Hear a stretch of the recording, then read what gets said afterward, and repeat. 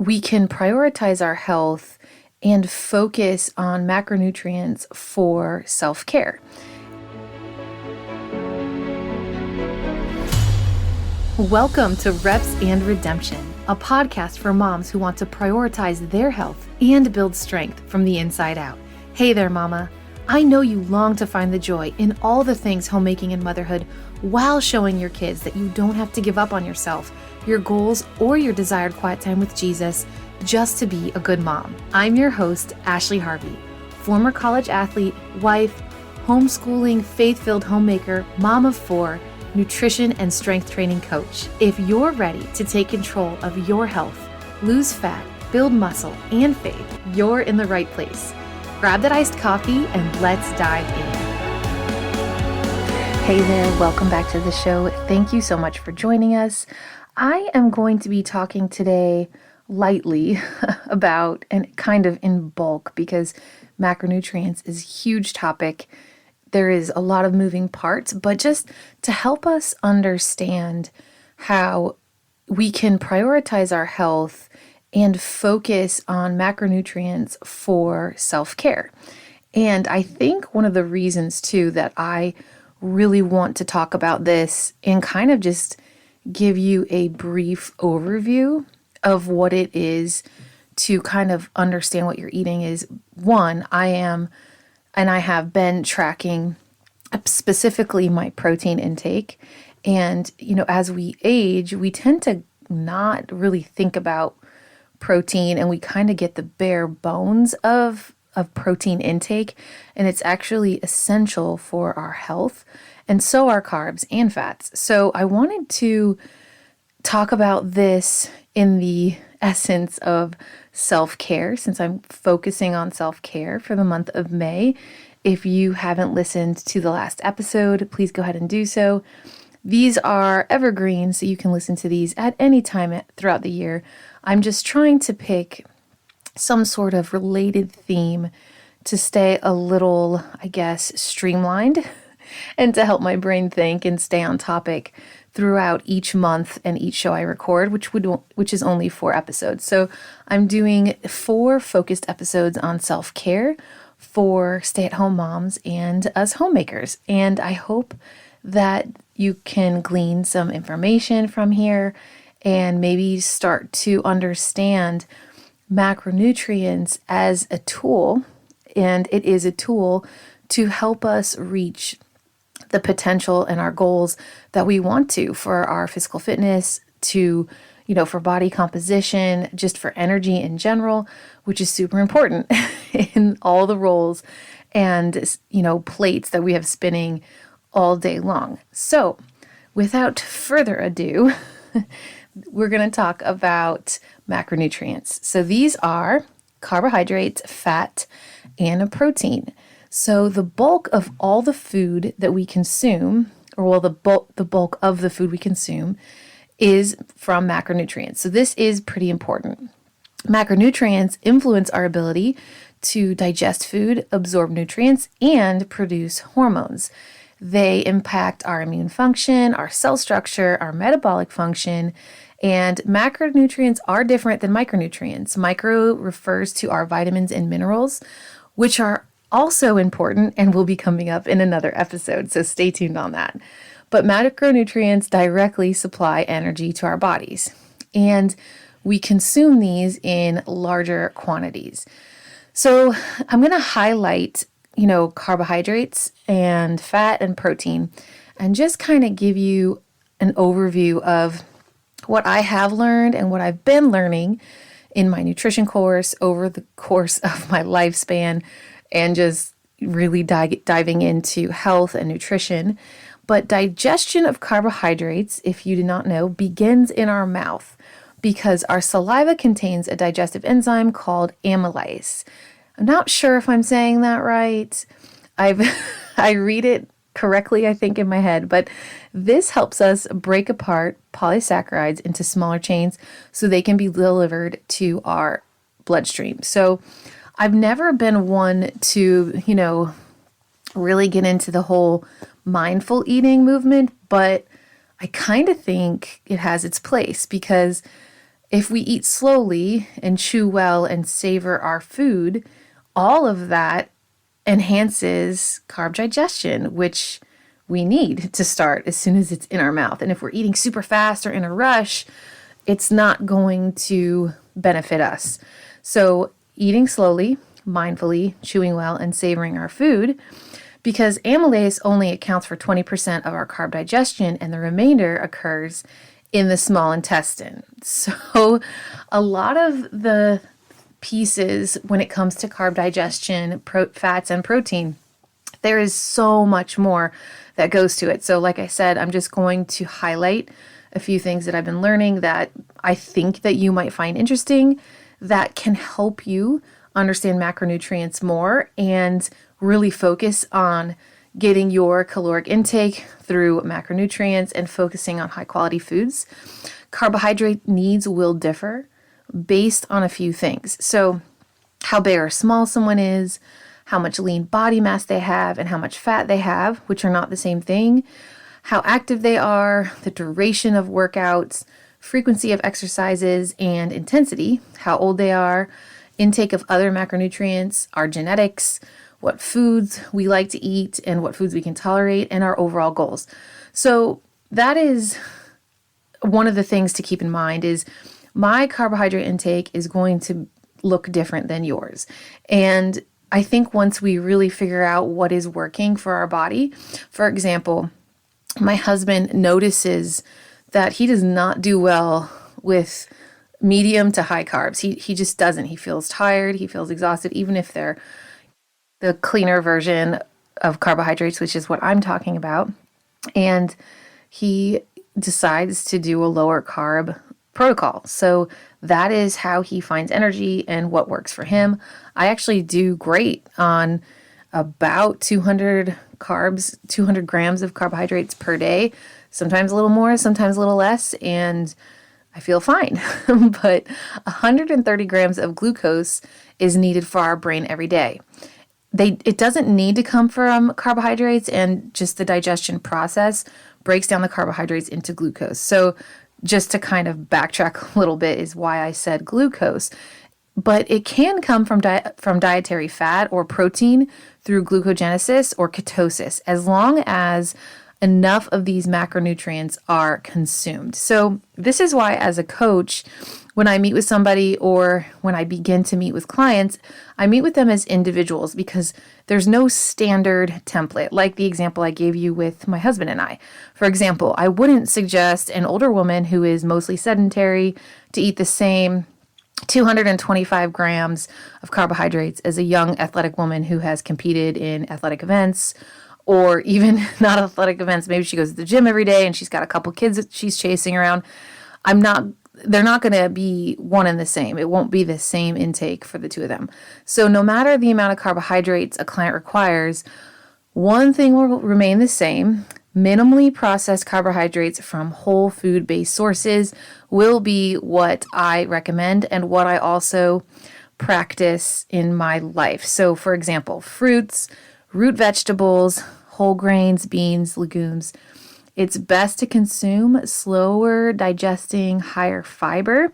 Sometimes fast digesting, lower fiber carbs can be helpful, particularly like if you're, out doing a 10K or, a race or something, and you need a quick fill up, quick fuel. You'll see people eating dried fruit, things like that. Or people looking to gain some weight. It's also used, like I said, quick energy replenishments for high level activity. I actually thought about this for when I start labor. So we'll see. For quick energy replenishments, maybe I'll try some dried fruit or something like that. I've done something that needs to be digested really quickly. And it doesn't have to continue in my stomach. So I'll try that and I'll see how that goes. Because this carbohydrates enter the stomach and the bloodstream faster than protein and fat. So that would be better for me to eat. For example, when labor begins, it would be better because I'm not stuffed on protein or fat or just, wondering like, okay, am I going to get sick here? It'll just be a better choice for me in that process when that process starts. So one other thing I can say to sum up carbohydrates is they're not all created equal. So, we want to keep in mind, of course, minimally processed carbohydrates. And processed is there, that's short bursts of energy. Like we're not going to feel great for very long. So we want to consider maybe, fruits, beans, legumes, starchy veggies, whole grains. All of these can aid in our performance, energy, mental function without contributing to weight gain if we are understanding our intake and really paying attention, which I think I need to do another episode on that because I can just keep going on carbs, but I want to talk about fats next. So just keep in mind, eat slowly and whole, minimally processed, zero processed carbohydrates if possible. And not all carbs are created the same. And you can still build muscle and lose fat and, work on your body composition while eating carbohydrates. So next is fats.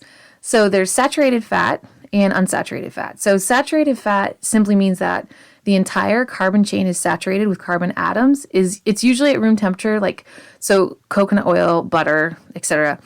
Unsaturated fat is like vegetable oils, and those have like the mono term or the poly term. And omega-3 and 6 fatty acids are examples of polyunsaturated fat. So like nuts and seafood.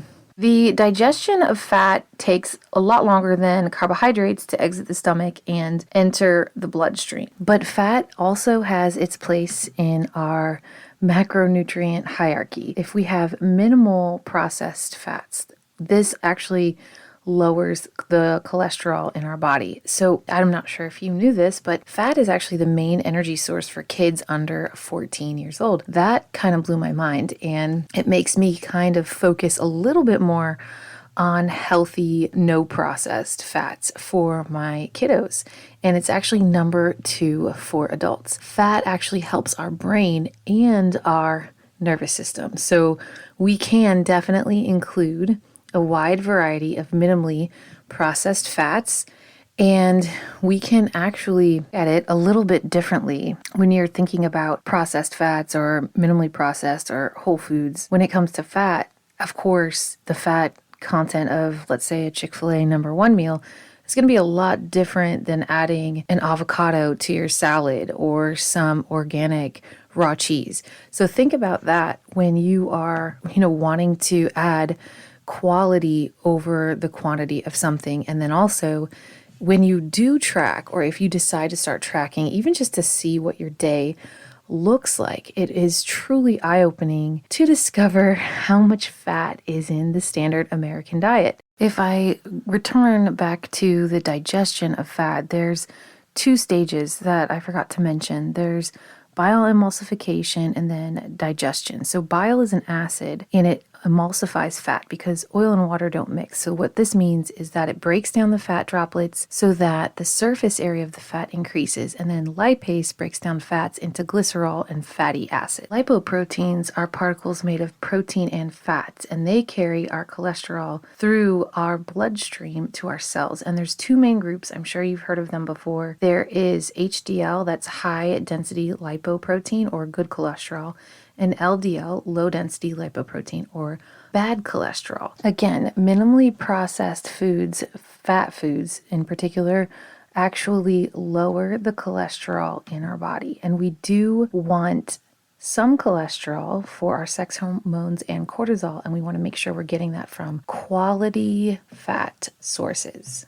Last but not least, I am going to cover a few notes that I've made in learning and researching about protein. And I think I maybe even bit off a little bit more than I could chew because I'm trying to break down each macronutrient within 5 minutes, and I don't think that's working, but we'll try it with protein and then maybe do a longer episode. I know I've had episodes on protein intake before earlier on in the show, and I think this is one of the most overlooked macronutrients, especially as a homemaker, stay-at-home mom, because we don't really think about the amount of protein we should actually be eating.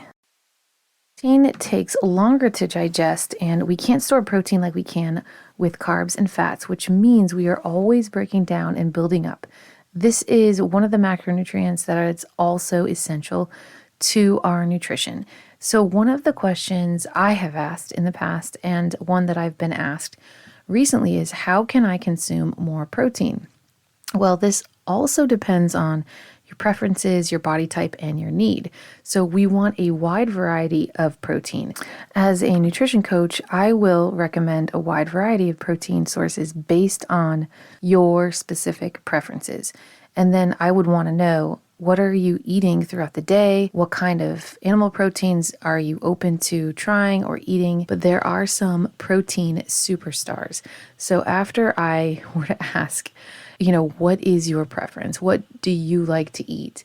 Here are some superstars that cannot be overlooked: lean meat, poultry, fish, seafood, eggs, Greek yogurt, whey. One of the questions that I've been asked over the last few years is, how much protein do I actually need? And I've asked this a couple times too, and I've tweaked it and tracked again, and I've played around with it. And the truth is, it actually depends. It depends on a lot of factors. For the average sedentary adult, the recommendation is 0.08 grams for an average sedentary adult. This is bare minimum. So what that looks like, for example, is 55 grams for somebody who is 150 pounds. This is bare bones.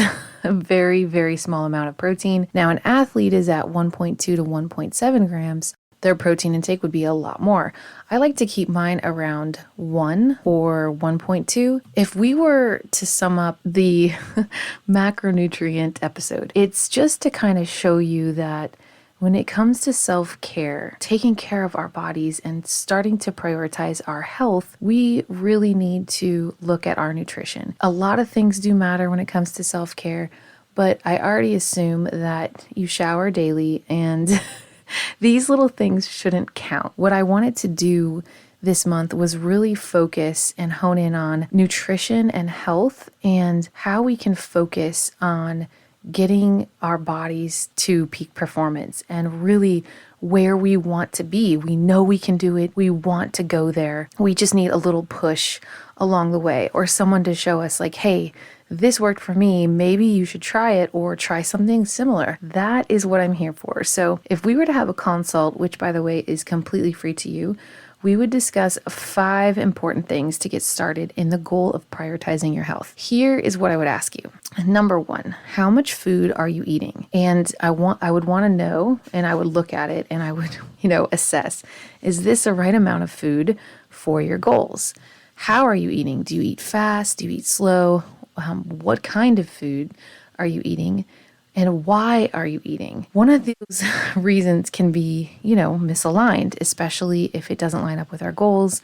And, are you eating because you're hungry or because you're emotionally stressed? And then number 5, are you doing this consistently? Is it something that you're consistent with? Are these the habits that you've built and you need to change some? And obviously, if we're chatting, there's some things that you would want to change. I hope this episode has encouraged you to really take a look at your carbohydrates, your fats, and your proteins, and maybe start just looking at it from a different angle. There's different ways you can start tracking. There's a lot of free apps out there.